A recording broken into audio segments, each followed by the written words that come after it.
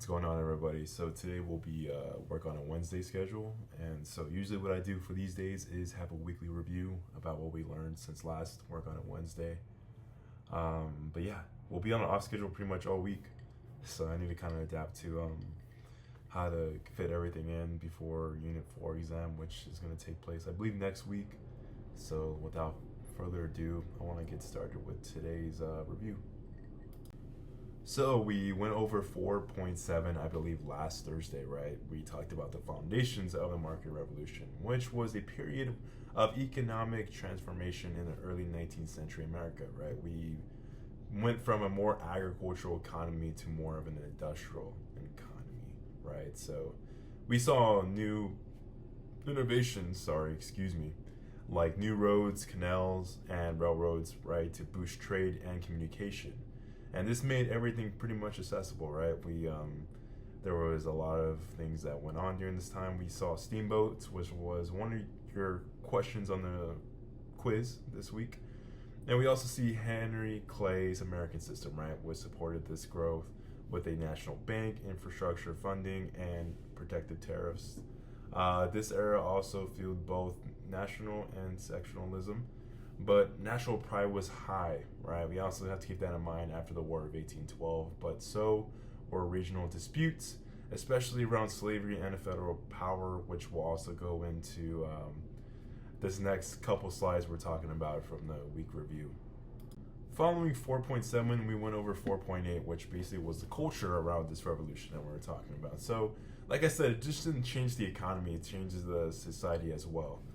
This period marked a big shift from agriculture to industry.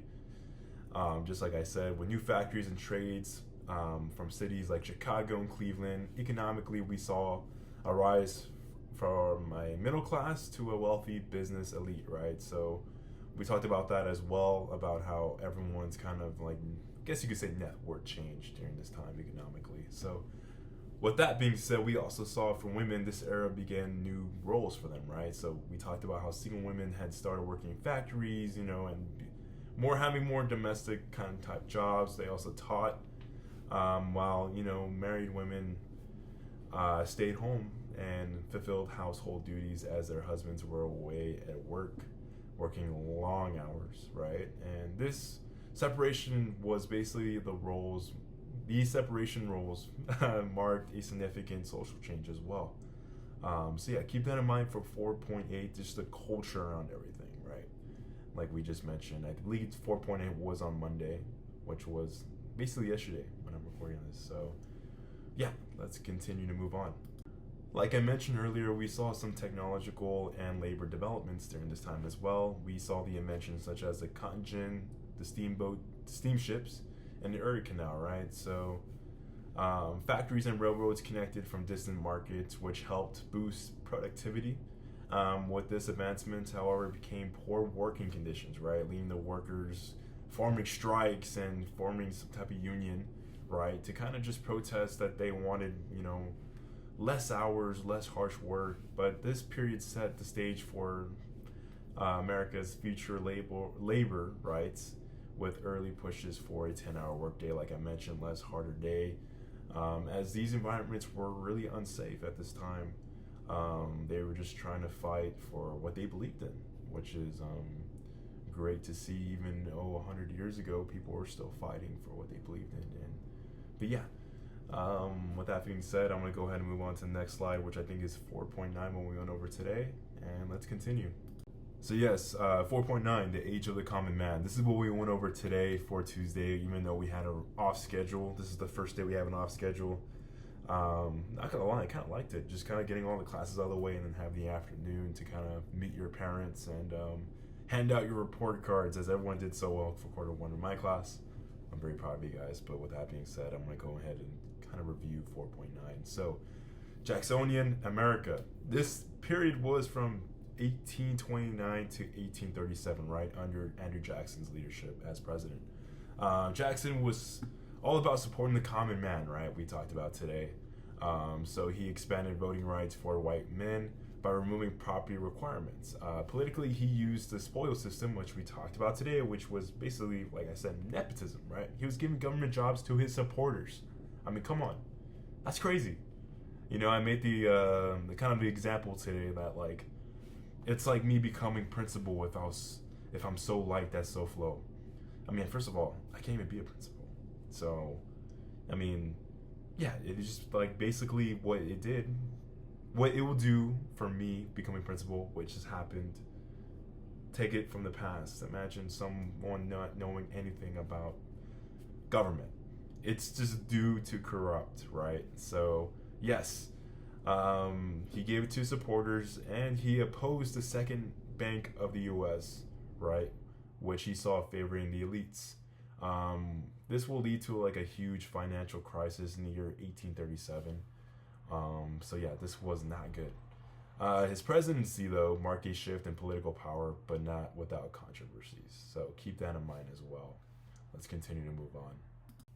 So let's continue to talk about the Jacksonian policies and conflicts. So as you guys see, there's two major events that stand out, right? We have the Indian Removal Act of 1830, which forced around 60,000 Native Americans to relocate westward and known to what it became known as the 12 Tiers, and the Nullification Crisis, right, which was basically a standoff with South Carolina over federal tariffs.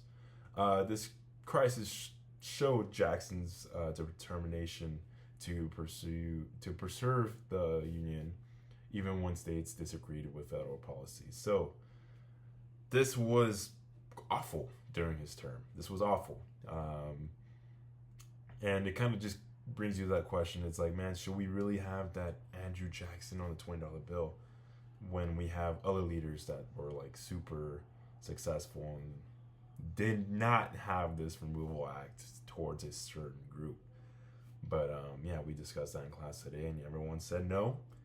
And yeah, good job, guys, for discussing that with me. But let's continue, move on. Let's go over this slide. This is the last slide before we actually just basically review the review. So the legacy of Jacksonian democracy, right, is complex, right? Jackson expanded political power for white men and strengthened his own presidential authority. But however, the policies also sparked significant social costs, right? While he empowered the common man, his decisions, especially regarding Native American removal and states' rights, were controversial, and they had lasting impacts on American society, right? So, not good when it came to some of his policies. But yeah, it would definitely help shape America, right? As this is American history. So this is a significant event that happened. But yeah, just a little review. Let's go ahead and go to the last slide and end the video. So yes, this slide is a weekly summary and reflection, right? So we looked at the American market revolution, which transferred America's cities, social classes, and economic roles, laying the groundwork for the modern United States. And we went over Jacksonian, sorry guys, it's late, democracy, right? How it expanded political power to the common man, but came with serious social consequences, right? Especially for some of these groups we had talked about today. But as we reflect, let's just consider this question, right? So how do these changes still impact us today? As this is American history and you do live in America. But yeah, that was just a little weekly review, 4.7, 4.8, 4.9. This is just, like I said, a little summary as we are on the off schedule. And this is weekly, okay? So I'm not really used to this whole week being an off schedule. Like I said, I'm going to have to adapt some of the lessons that I'm trying to give you guys before Unit 4 exam. Keep in mind, discussions are always going to be due Friday at 11:59 p.m. After that, I don't count them. Make sure you guys are completing your work in class, as I don't give those out for homework. I give you guys plenty of time in class to do all the work. So make sure to lock in. But yeah, with that being said, it's almost been a 10-minute video. Thank you for hanging around if you watched the whole thing. But yeah, let's go ahead and end it. I'm going to go ahead and finish this glass of water and call it a day. I hope you guys had a good Tuesday. Let's make it a good Wednesday. It's almost Halloween. Almost the end of the week. Or we're going to, like, it's hump day. So, yeah. Thank you guys. I'll see you guys tomorrow.